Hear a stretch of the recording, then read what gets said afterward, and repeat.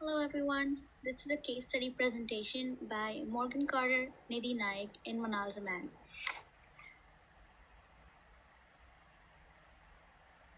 For our first case study, this is about the Toms River incident.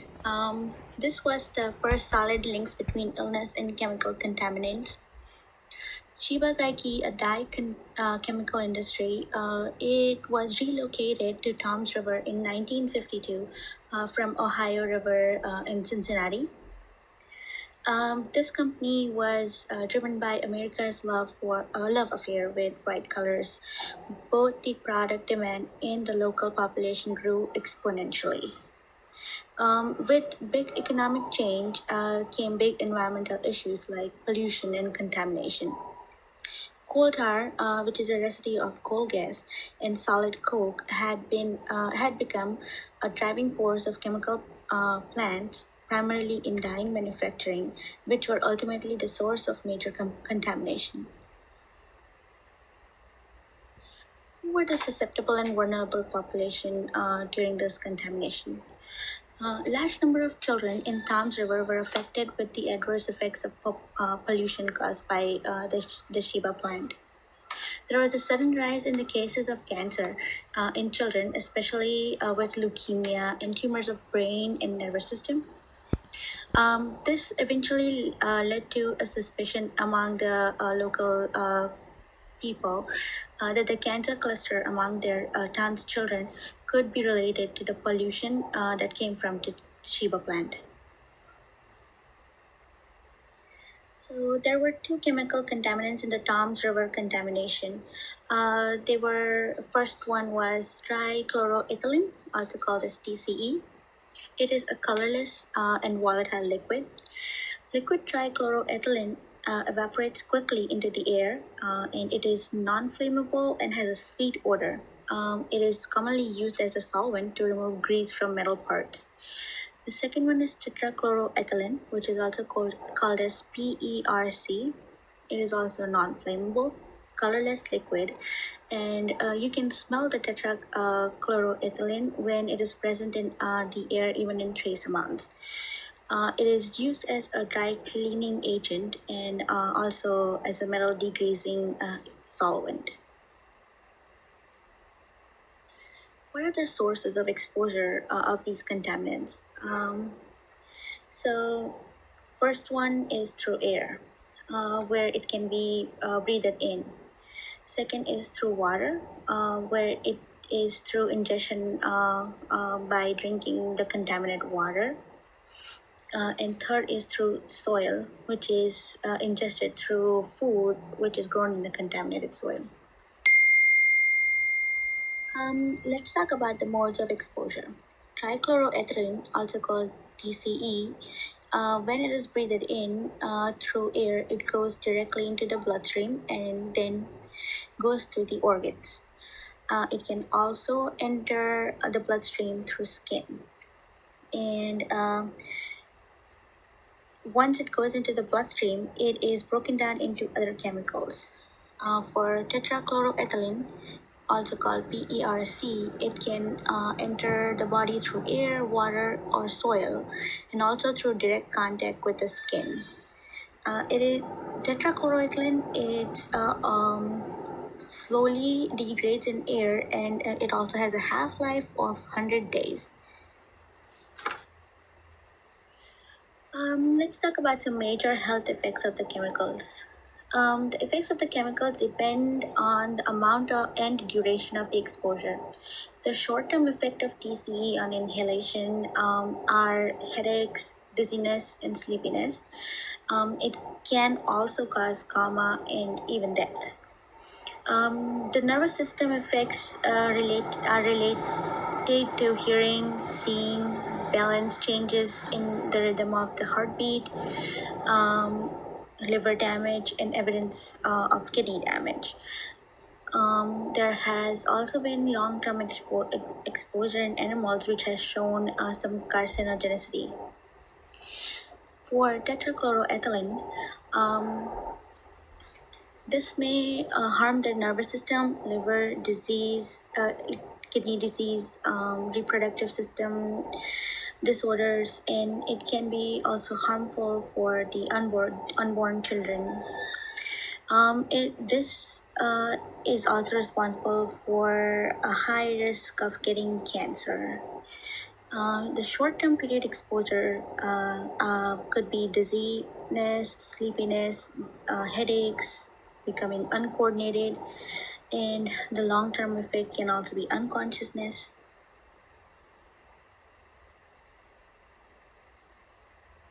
What would be the probable prevention measures that should have been taken?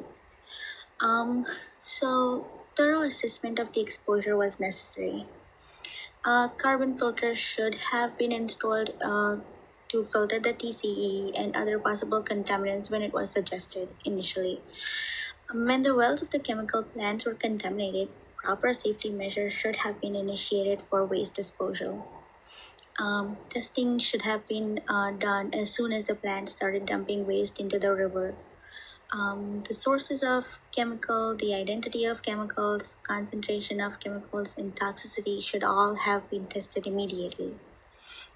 On detection of TCE and determination of its health risk, follow-up measures should have been taken. A dose response assessment should have also taken place. Let's talk about some pros and cons of the actions that the chemical plants took. Looking at the pros, it helped fuel an economic boost for the town. It made the town one of the fastest growing municipalities in the state. Also brought new employment opportunities. Looking at the cons, 5 million gallons of partially treated wastewater was dumped in the river every day. They also built pipelines to dump the wastewater directly into the river, which eventually also had leaks in them. They had no regards for the environment. They knew about the contamination, but chose to conceal the information. Now, what were the pros and cons of the actions that the government took? Looking at the pros, they tested the water for contamination. They had a remediation plan which was set up in 1980, which was to aerate the trichloroethylene in the public water. Site was also picked up by the EPA as a Superfund site in 1989, and cleanup efforts were started in 1996. What were the cons? They did not add carbon filters to the drinking water, even though it was suggestive that there was evidence of TCE in the water. No further testing, even after the discovery of TCE in the water, was done.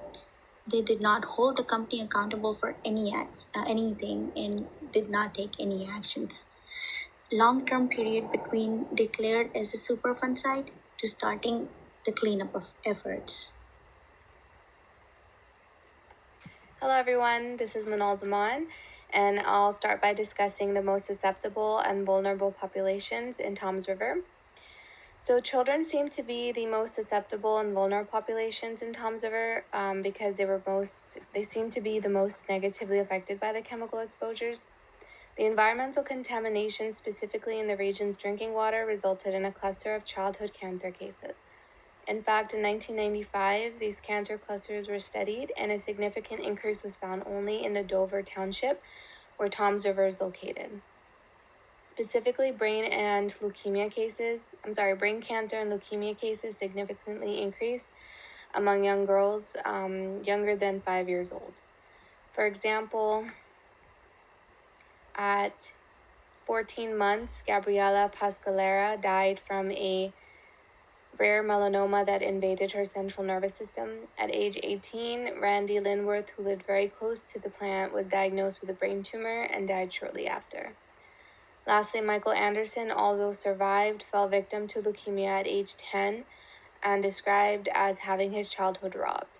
The average age of leukemia, which Michael Anderson suffered from, was at 67 years of age.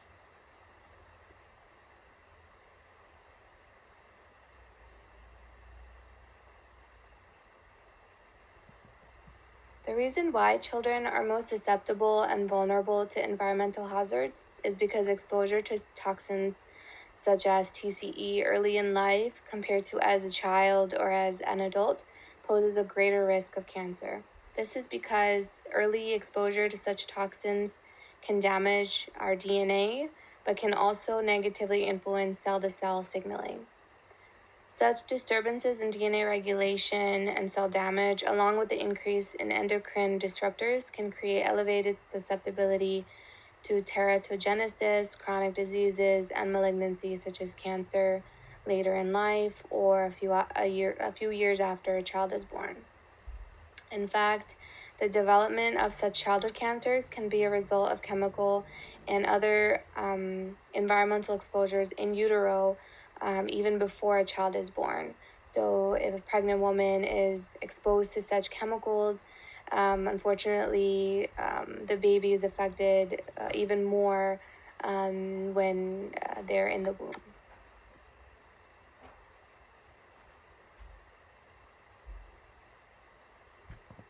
These were some of the references that were used in the case study for Tom's River. Thank you.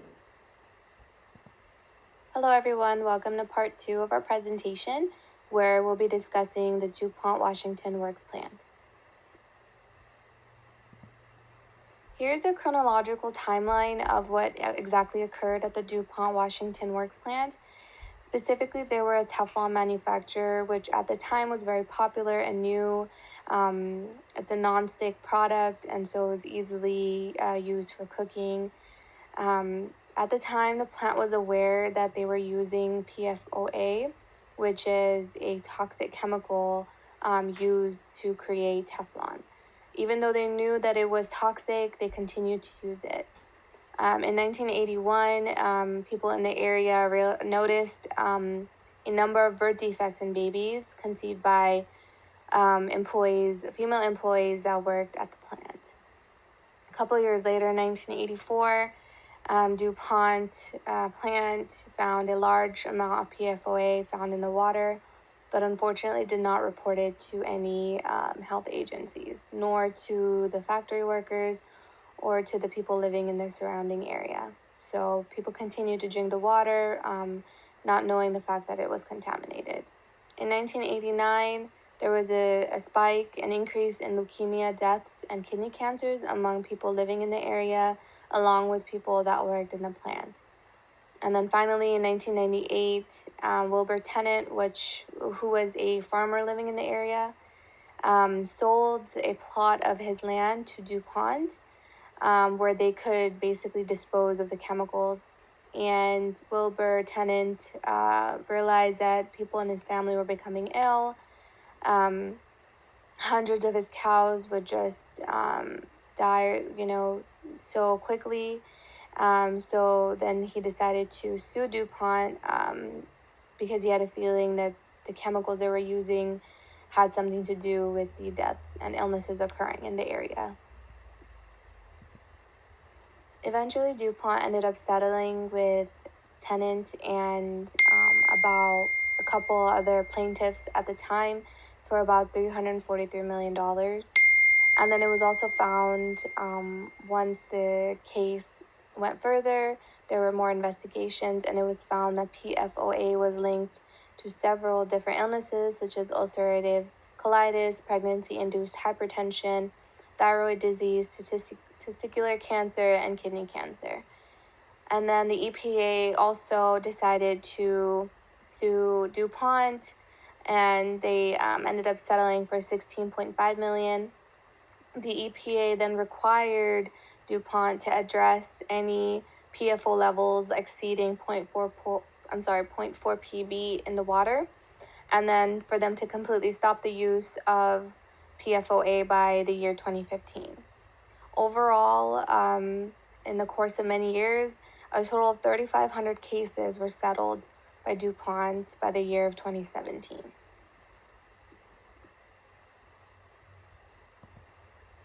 The most susceptible and vulnerable populations in our example of DuPont were children, plant workers, and nearby farmers and livestock. children, as explained earlier, they were born with a lot of birth defects, and a couple years after they were born, saw a lot of cancer cases.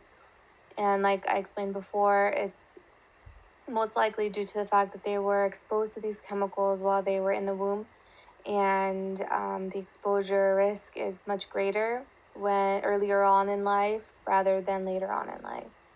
The plant workers were vulnerable because they were working at the plant, they were drinking the plant's water. In fact, a couple years after it was found that PFOA was dangerous, the plant would ask their employees to bring their own waters, instead of just telling them the real dangers. But of course, the employees, it was stated that they continued to drink it, and especially male employees suffered from a higher number of cases of cancer, such as testicular cancer and kidney cancer, probably because they were very nearby. And it was also found, the reason male employees were also more susceptible was because once DuPont found out that female employees were giving birth to babies with birth defects, they unfortunately let go of a high number of females from the plant. Lastly, nearby farmers and livestock their families suffered. Anyone living on the farm suffered because the contaminated water was used for irrigation along with feeding animals. So that explains why the case of Tennant, a lot of his cows died, and a lot of the family members living on the farm suffered from many illnesses. And then it was also found later on during the trials that the concentrations of PFOA of individuals living near the plants is higher compared to the general public. So the water surrounding the plant, when it was tested, it was found that PFOA, there was a greater concentrations of it in the water near the plant compared to regions outside of the plant. So a little more information about the chemical found at DuPont, which was PFOA, and it is also known as C8.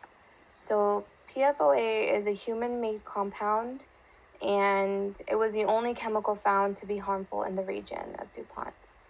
It is a subset of the PFAs, which are highly fluorinated, and the main exposure to the environment is due to industrial use, which in this case, in DuPont it was, along with disposal. It is resistant to degradation, so it can last in the environment for many years without losing its toxicity. And then along with that, it can be found in the soil, air, and groundwater. But in the case of DuPont, it was mainly found in the water or surrounding the plant. And then lastly, PFOAs, as stated earlier, have potential adverse effects on the environment and to the human. So any chemicals that fall under the subset of PFAs are considered to be dangerous. Another chemical which is important to discuss in DuPont's case is PTFE, and this chemical was used to make Teflon products at DuPont before PFOA was found. At normal temperatures, PFTE-coated products do release mild to severe gases. However, studies were unable to conclude whether PFTE is really toxic enough to cause human harm or not. However, if you compare it to the PFOA chemical, PFOA has been found to have a tremendous negative effect on human health. So it's unclear why DuPont Works plant, knowing that PFOA was toxic, decided to switch up the chemicals, because both PFOA and PTFE have non-stick properties. So in regards to route of exposure regarding PFOA, in DuPont specifically, all the cases of illnesses were linked to the region's drinking water. So even after testing and finding PFOA in the water, the plant continued the use and did not report any findings. and it's found that even low concentrations of PFOA in drinking water can result in an increased risk of negative health effects. There was also a possibility of dispersion through air because PFOAs are known to cause air pollution, but like I stated earlier, all cases of illnesses in DuPont were linked to the region's drinking water. So the route of exposure was through the contaminated water for everyone living in that region. And then for the mode of entry, because the water was contaminated, the mode of entry would be ingestion of the contaminated water. And then individuals in the region of the contaminated waters, again, were all affected by the PFOA chemicals. Hi everyone, this is Morgan Carter to discuss the major health effects of PFOA, how some of this could have been prevented, and the pros and cons of DuPont efforts as well as the pros and cons of government efforts. First, we'll begin with the major health effects of PFOA. So PFOA is a bioresistant chemical, which means it doesn't break down in the body. Therefore, studies suggest that it is likely to present itself primarily in the liver, kidney, and bloodstream.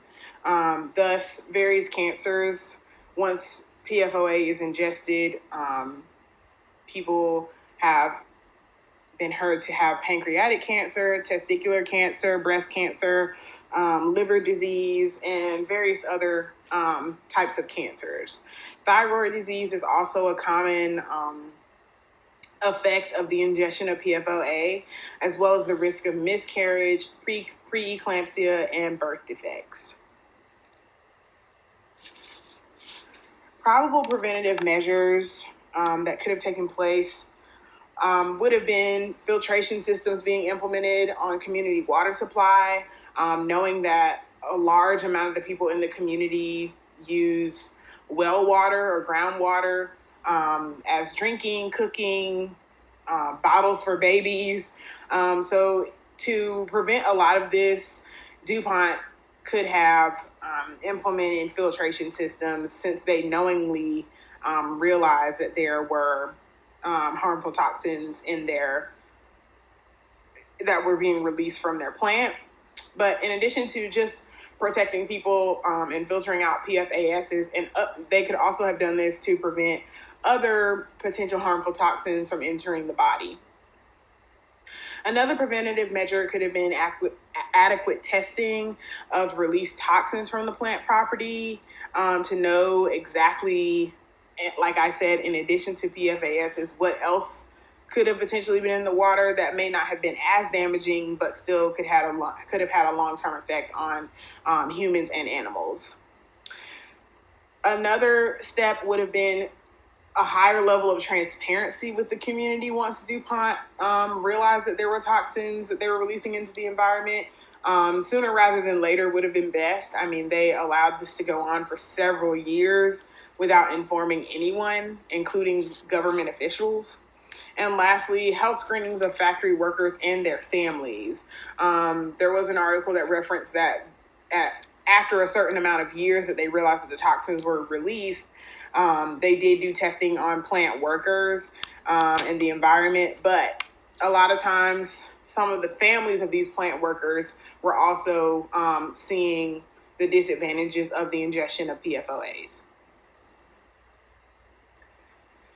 DuPont Washington Works efforts, the pros and cons. So some of the pros were, they did inform the community via letter about the toxins.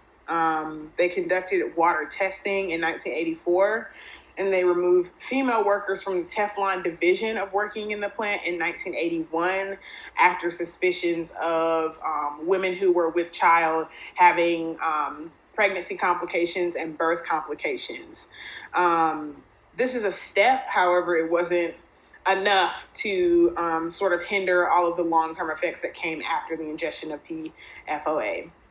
Some of the cons were that they hid the internal documentation of PFOA exposure among plant workers and groundwater. So although they did inform the people of the community via letter about the toxins, in the letter it sort of stated like, hey, there are toxins in the water that we're releasing, and but don't worry about it because it's not harmful. So that was very dishonest and misleading information. So of course that kind of will have people to think like, oh, well, this, I can brush it off because they said that it's not harmful. But however, it came out years later that they actually hid documentation, which was proof that there was exposure among plant workers and groundwater. The second con is that they contaminated the environment for decades without informing the Environmental Protection Agency. And they contaminated humans and animals for 50 plus years.